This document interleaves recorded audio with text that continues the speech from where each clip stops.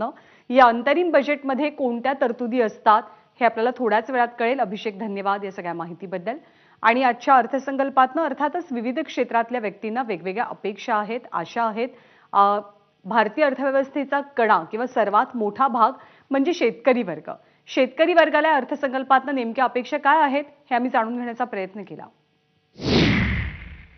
शेतकऱ्यांना काहीतरी अनुदान स्वरूप पण इथून मागं पण अनुदान घोषित केल्यानंतर बी ते अजून बी 50% त्याची रक्कम बाकीचे. त्याच्यामुळे अनुदानाचा सुद्धा शेतकऱ्यांचा विश्वास उडून गेलेला आहे सरकारविषयी. तर एक असा ठोस त्याला बजेटमध्ये काहीतरी शासनानं जाहीर करावं, शेतकऱ्याविषयी नवीन धोरण काहीतरी आणावं. शेतकऱ्याला या बजेटमध्ये हमीभाव मिळाला पाहिजे, निर्यात उठवली पाहिजे, काहीतरी म्हणजे शेतकरी दृष्टिकोनातून काहीतरी केंद्र सरकारकडून याच अपेक्षा आम्हाला आहे शेतकरी या नात्याने.